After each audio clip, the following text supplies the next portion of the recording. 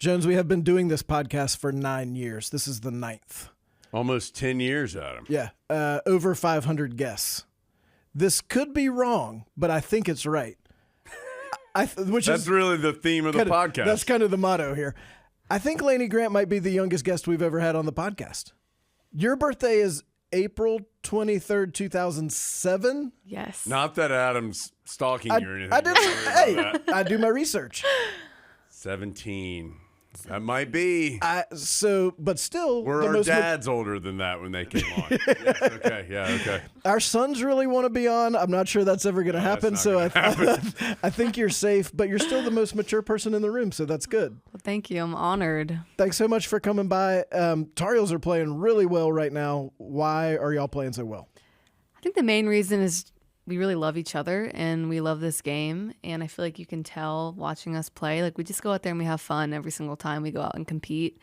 We all have each other's backs, practices, conditioning, lifting, games. It's all just been such an amazing experience for everyone. How does a group come to love one another when there are a whole lot of pieces that didn't know each other 6 months ago? How did all of this come together?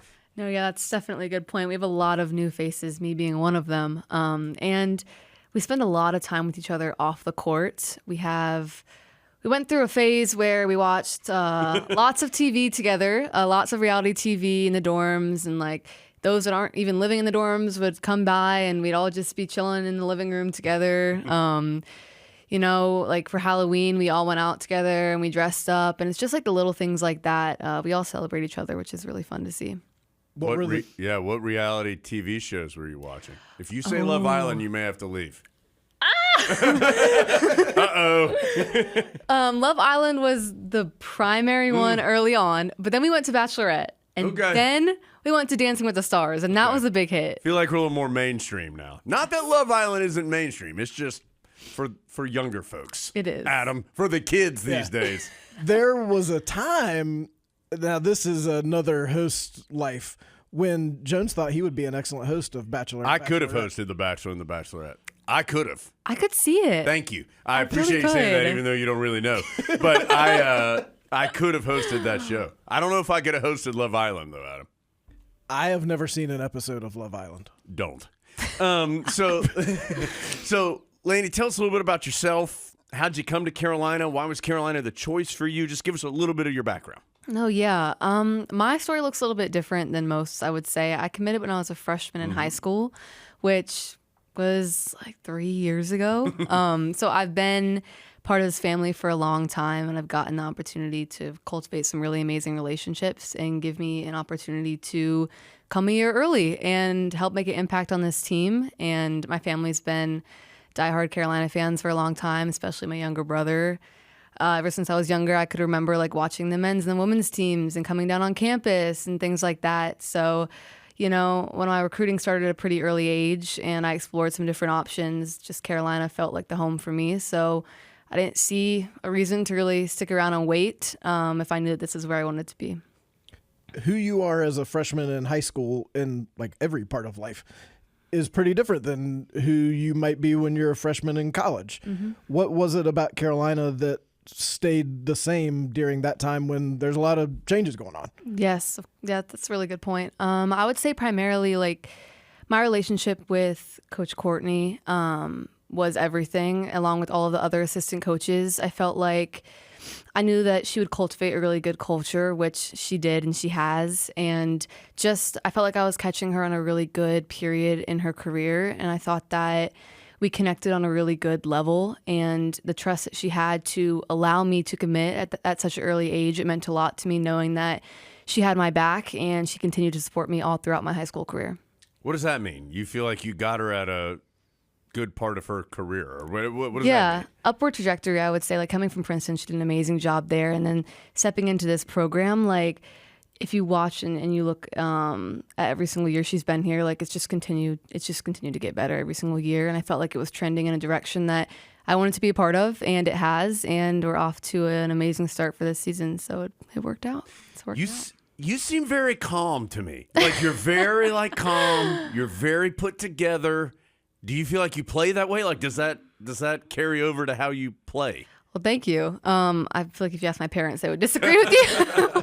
No, but I would say yes overall. Being able to play a lot of different roles on teams. Like I've been on teams where I'm the primary ball handler, or I'm the scorer, or I'm the facilitator and getting people in the right spots. So I feel like that's just, I've learned to be versatile in my roles and just continue to just stay calm and with a steady presence. And coming from big leadership positions for my high school and like the USA teams, like I feel like that's allowed me to really just kind of step in here and just be comfortable, be confident, and just, take a deep breath and be calm, as you said. You've had a lot of success with some of those USA teams. What's the coolest thing you've gotten to do playing internationally? Yeah. I feel like the obvious answer would be winning 2 gold medals. Do you just carry those around? That was kind of cool. That was definitely, if I could carry him around, I would. But We've met an Olympic medalist who carried his around. Yeah. And- We've had a gold medal and a silver medal here on the pod. That's No true. pressure. Wow. Since you have 2, you have an extra. If you just Yeah, want if to you give have us that, one, you want to talk about that? we'll Yeah, put we it- can put it here You in can put it Pod anywhere headquarters. in here that you want to. Wow, that would be something, wouldn't it? That didn't sound like a commitment to me. I don't think we got that early commitment from Lanie there. No, but yeah. Yeah. Anyways, no. But that experience, like the whole international scheme is a little bit different than I would say like playing here in America. Like it's just whether it be like the style of play, the pace, the competition, like it's a lot more physical. It's a lot more, we obviously had a lot of success going there for the U16 and the U17. And those are relationships, like I've built relationships with some of those girls that are going to last my entire life. So that's another thing, like not just the whole success aspect of it, but the relationships that I have. Some of my closest friends were on those teams. When you had success at that level, was that part of the decision that, okay, I think I can go in, and even though I may be younger than everyone else, what I do will translate to the college level? Yeah, I would say partly yes, but I am a gym rat. I live in the gym, and that's where I pull all my confidence from. And I'm a big believer that like my success is because of my hard work. So I would say like the thought process behind me coming a year early, like I thought I was mature enough and ready, and the coaching staff also agreed, and as did my parents and all of my support systems. So pulling my confidence from the work that I've known that I've put in and the work that I knew I was going to continue to put in was one of the reasons why I wanted to challenge myself. I wanted to put myself in a position that was going to be really, really hard, because I know that I thrive off of doing really hard things. And it's been challenging in all the right ways being here at Carolina, but I believe that I have grown so much more than if I would have stayed home for another year of high school. So. Have you felt that age difference at any point? Because we're still at the point where there are some players that are in their 5th year of college because they were still able to get their COVID season. So you might be guarding someone who's 23 years old or something. I mean, have you felt that at any point in time? Truthfully, like it's not been this like blinding thing where I've been like, oh my gosh, like this is crazy. Right. Obviously, like I am very young, so there have been a couple learning curves, whether that be on defense or just like getting used to the speed and the strength of the game. However, there isn't like with the team, like there is no like gap between my 17-year-old age and then like Alyssa and Lexi's in like their 5th year. Right. They've done an amazing job of kind of like pulling me in and helping me out and guiding me. So it's been great. So you were 12 years old when Alyssa Usby was a freshman. Is that right? Oh my gosh. I don't know if that is right, but I'm sorry, Alyssa, if you're listening to I this. mean, that math's got to be close, though. That's crazy. I was actually thinking about that last night for some reason. Like when they were in their 1st year of college, was I in like middle school? Yeah. Yeah. What were you doing when you were 12 years old? Oh, I don't even remember. Wow, that's crazy to think about. Good Lord. Has Lexi's grandma made you cookies? Ooh. She makes the best brownies. Oh, yeah, we can confirm Oh that. my goodness. If anybody has a chance to try Lexi's grandmother's brownies, do it. Yeah, we can confirm. We've gotten baked goods before. Lexi was in here and was bragging on them, and we said, well, are they really that good? Well, next thing you know, next game that her grandma came to, we got our own container of cookies that wasn't big I enough. think it was brownies. It was brownies. I think that's right. Yeah. So good. Delicious. Delicious. What do you, other than basketball, which we have established you're a gym rat, what do you like to do? I love to read. I'm a big reader, whether that be historical fiction, fantasy. I try to stay away from nonfiction because it just kind of feels like school to me. But I love to read. That's what I spend a lot of my time doing. When I moved in, I had like buckets of books, and like all of the teammates were looking at me like, why is this girl bringing so many books to her dorm room? Nerd. Look at the reader. Literally, no. But I also love to write anything. I love to write whenever inspiration strikes. That's actually, I'm minoring in creative writing. So Wow. What's a couple things you read lately or that are important to you? Okay. If we have any readers listening here, just to put you guys onto some good books. Yes. Yeah. Definitely, if you're a fantasy lover, Throne of Glass, that is just an epic series. It's a long commitment. There's like 8 books. And That's all right. So that took you like a couple weeks, probably. Oh yeah, definitely. And then if you love dragons, I would recommend Fourth Wing. That is great. And then there's like the classics, like the Hunger Games and the Harry Potters, which you can't beat that. You can't. Do you find fewer people that read? Hopefully most people can read. I'm saying that like lock in, enjoy it. It's something that they find is interesting to them when they have spare time. Do you find fewer people that share that interest with you? Yes, I do. Doesn't stop me from trying to inspire them to pick up my favorite books. But Good. when I was for the U17, actually, my roommate loved to read. So we would just be sitting in our complex in Colorado during tryouts reading. And then we'd be in Mexico reading. And then we'd be on the airplanes reading. So that was fun. Like when you do find somebody that really likes to read and you can connect on that level, like it's always fun to geek out a little bit. You should be like Phil Jackson with the Bulls and give everybody a book that you think would be meaningful to them. Oh my goodness. Maybe like your senior year, you can be like, look, Nah, do it guys, right now. as a multiple-time national champion and the captain of the team yet again. 2-time gold medalist, no big deal. multiple-time gold medalist. Here's this book that I have written that you can read. Well, you don't have to write it, but like if you were going to get Alyssa a book, what book would you give to her that you think like this might be something you might enjoy? That's a great question. I would give Alyssa. It's hard because I read I read fantasy, and I don't think people. It's all right. I need to think about this one. I would probably, if she has not read it, which I would assume she has. Alyssa, if you're listening and you haven't read this, I'm going to be quite upset with you. But I would just start with Hunger Games because that's just the absolute best put together trilogy ever. So You like the books better than the movies? yes, I do. But I also love the movies. So in my opinion, a little bit better than Hallmark Christmas. Sorry to. Whoa, this Sorry, interview's over, man. Sorry. See you later. No. Go ahead, Adam. Did you ever go to an AAU tournament and someone questioned your birth certificate? Because like Jen said, like you seem like you might be about 35. And I feel like some parents you. somewhere, Maturity-wise. some parent somewhere was like, there's no way this girl should be playing in this tournament. I never got my birth certificate questioned or like somebody wanted to see it because I always played up like lots of years and you could visibly tell that I was young. So if anything, people were like, why is this little girl playing with these older girls?